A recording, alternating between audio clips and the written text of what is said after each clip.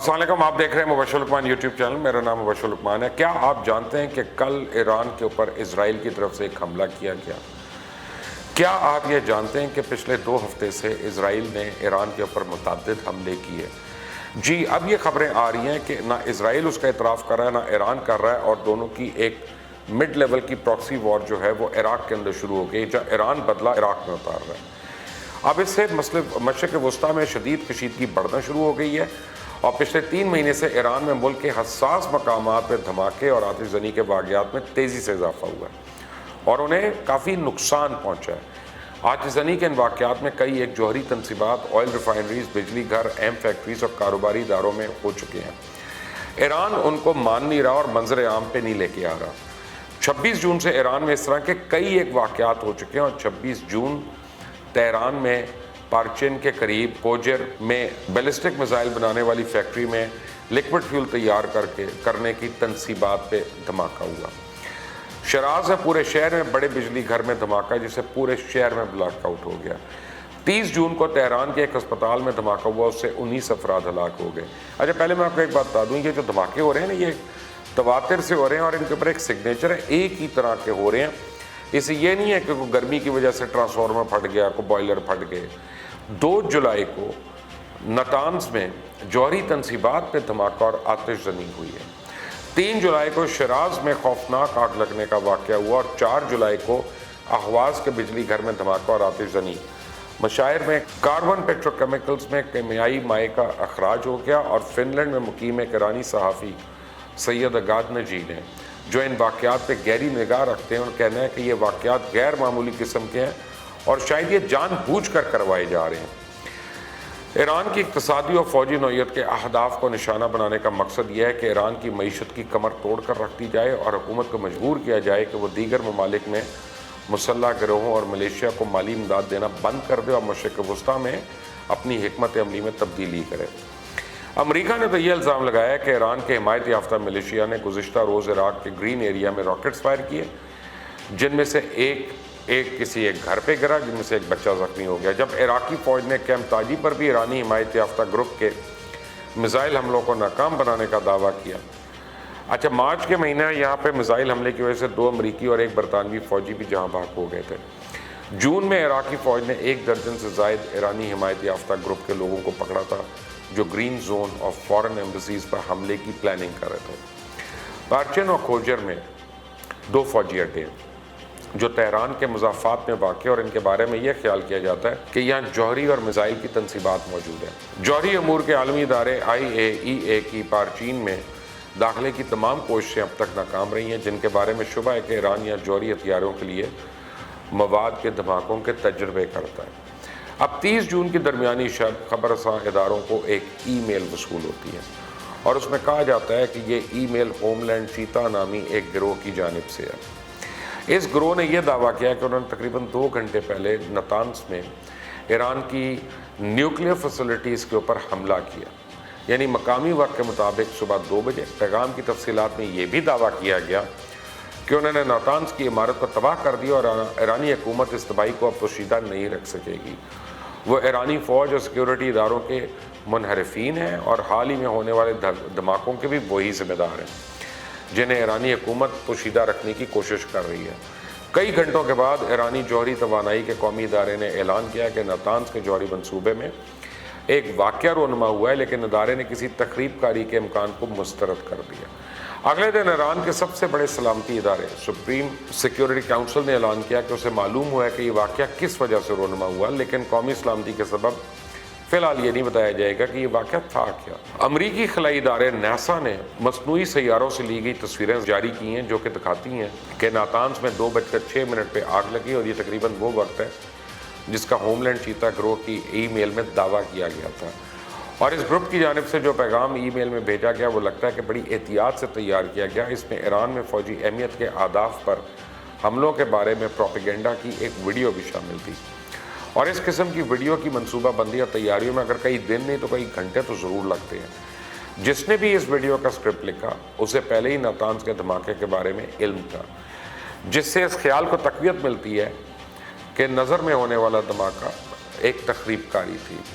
لیکن اس بات کے قوی امکانات ہیں کہ یہ ای میل دشمن ملک کے ایجنٹس کی طرف سے دی گئی جو ایرانی باغی ہونے کا ڈھونگ رچا رہے ہیں اور چاہتے ہیں کہ اصل دشمن کی طرف سے توجہ ہٹی رہے۔ 40 دن پہلے ایران کے سب سے بڑے دشمن اسرائیل کی سائبر سیکیورٹی کی قومی تنظیم نے کہا کہ اس نے ملک میں پانی کی سپلائی کے نظام کو تباہ کرنے کے ایک حملے کو ناکام بنا دیا، اور اندیہ یہ تھا کہ یہ حملہ ایران نے کیا ہوگا۔ کچھ دنوں کے بعد ایران کے جنوب میں سے ایک بندرگاہ شاہد رجائی پہ ایک سائبر اٹیک ہوا۔ ایران کی 50% درآمد اور برآمد اسی بندرگاہ سے ہوتی ہے، اور اس حملے سے بندرگاہ کے قریب بہنے والی نہریں بند ہو گئیں اور نہروں کا پانی سڑکوں پہ بہنے لگا جو بندرگاہ کی طرف جاتی ہیں۔ ایرانی حکام نے اس واقعے کی وجہ بجلی کی سپلائی میں تعطل کہا، لیکن ویسٹرن انٹیلیجنس ایجنسیز کا کہنا ہے کہ یہ اسرائیل کا ایران کے خلاف ایک جوابی حملہ تھا۔ ایران کے خبر رساں ادارے ارنا نے یہ تسلیم کیا کہ ناتانز میں آتش زنی دشمن ممالک کی جانب سے اور خاص طور صہیونی حکومتوں اور امریکہ کی تخریب کاری کا نتیجہ ہو سکتا ہے۔ ایران کے شہری دفاع کے وزیر نے اعلان کیا کہ اگر یہ ثابت ہو گیا کہ ایران سائبر حملوں کا نشانہ بنا تھا تو پھر جوابی کارروائی بھی کی جائے گی، اور نیو یارک ٹائمز نے مشرق وسطیٰ کی ایک انٹیلیجنس ایجنسی کے حوالے سے دعویٰ کیا کہ ناتانز میں یہ دھماکہ اسرائیل نے کروایا، اور اس سے ایک دن پہلے اسرائیل کی وزارت خارجہ نے کہا کہ جب ہم پر ایران میں کسی قسم کا کارروائی کرنے کا الزام لگتا ہے تو ہم کہتے ہیں کہ بے طرح کچھ نہ بولا جائے۔ اسرائیل عموماً ایسی کارروائیوں کی ذمہ داری قبول نہیں کرتا، اور ایرانی حکام نے اسرائیل پہ براہ راست الزام لگانے سے اس باری گریز کیا، لیکن ایسا لگتا ہے کہ دونوں ملکوں کے درمیان ایک سائبر جنگ شروع ہو چکی ہے، اور اگر یہ کشیدگی اسی طرح جاری رہی تو ظاہر ہے ایران کا حملہ سعودی عرب اور متحدہ عرب امارات کے تیل کے ٹھکانوں پہ ہو سکتا ہے، اور پھر جوابی کارروائی ہوگی۔ پھر یہ محدود جنگ نہیں ہو سکتی، جنگ پورے خطے کو پھیلا لے گی اور بڑے پیمانے پہ خدا نخواستہ تباہی کا اندیشہ ہو سکتا ہے۔ تمام تر کوششوں کے باوجود بھی امریکہ ایران کو تنہا کرنے میں ناکام رہا ہے۔ ایک کیمپ ایران کے ساتھ ہے اور دوسرا کیمپ امریکہ کے ساتھ ہے۔ جہاں تک ایران کا تعلق ہے تو عراق میں اس کا اثر بہت زیادہ ہے، اور یمن کے کچھ حصوں تک ایران کی رسائی ہے، خاص طور حوثی معاشرے میں ان کی اچھی خاصی رسائی ہے۔ جنوبی لبنان کے اس حصے میں جہاں حزب اللہ ہے وہاں ایران کی گرفت مضبوط ہوئی ہے، اور شام میں ابھی بھی بشار الاسد اقتدار میں ہے، تو اس کی وجہ سے ایران اور روس کی حمایت ہے۔ اس کے علاوہ غزہ کا علاقہ خاص طور پہ حماس اور ایران کی حمایت پہ انحصار کرتا ہے، اور اگر ہم دوسرے ممالک کو دیکھیں تو ترکی کے ساتھ ایران کے تعلقات بہت اچھے ہیں، لیکن جنگ کی صورت میں بھی یہ ایران کے ساتھ تو نہیں ہوگا۔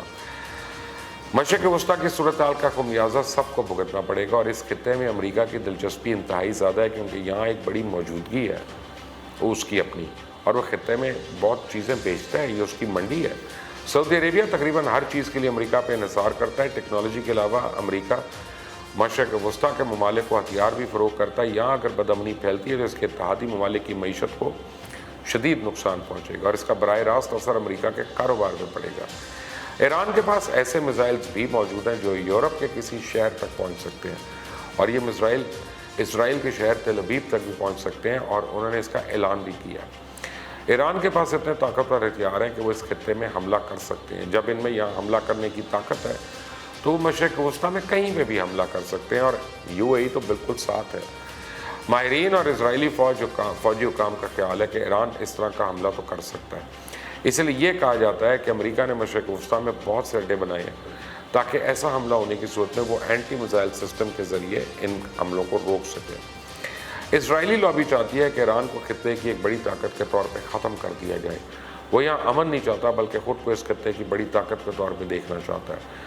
امریکہ نے ایران کے ساتھ متعدد بار کام کرنے کی کوشش کی ہے، ایران نے بھی امریکہ کا ساتھ دینے کی کوشش کی ہے، اور 2001 کے حملے کے بعد ایران نے امریکہ کو انٹیلیجنس بھی فراہم کی تھی جب اس نے طالبان پر حملہ کیا۔ یہاں تک کہ جب امریکہ عراق میں حملہ کرنے کی تیاری کر رہا تھا تب بھی ایران امریکہ کے مابین بات چیت جاری تھی، کیونکہ صدام حسین دونوں کو کٹک رہے تھے۔ اب ایران نے اپنی طرف سے ان تعلقات کو بہتر رکھنے اور خطے میں استحکام برقرار رکھنے کی کوشش کی، لیکن اسرائیل کو یہ پسند نہیں آیا اور صورتحال کو نارمل نہیں ہونے دیا گیا۔ مغربی ایشیا میں کوئی ایسا ملک نہیں جو کھلی جنگ چاہتا ہو۔ ایران، سعودی عربیہ اور اسرائیل ایسی جنگ کو پسند نہیں کریں گے، لیکن تشویش اس بات کی ہے کہیں یہ حالات قابو سے باہر نہ ہو جائیں۔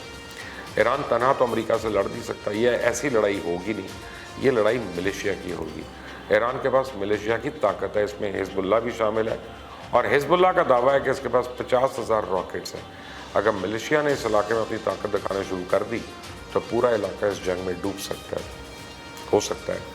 ایران میں امریکہ سے لڑنے کی صلاحیت نہ ہو، لیکن وہ سعودی عربیہ کے تیل کے اڈے ضرور تباہ کر سکتا ہے، جس سے پوری دنیا متاثر ہو سکتی ہے۔ اس میں ہار جیت نہیں، صرف تباہی ہوگی۔ لیکن کیوں ایران ابھی تک خاموش ہے اور ایڈمٹ نہیں کر رہا اوپنلی کہ اس کے اوپر اسرائیل کی طرف سے کئی حملے ہوئے ہیں، اور کیوں اسرائیل اس کا کریڈٹ نہیں لے رہا؟ یہ تو آنے والے دنوں میں مدعا کھلے گا کہ ہو کیا رہا ہے۔ لیکن اس وقت as I speak to you, مشرق وسطیٰ کی صورتحال انتہائی کشیدہ ہے۔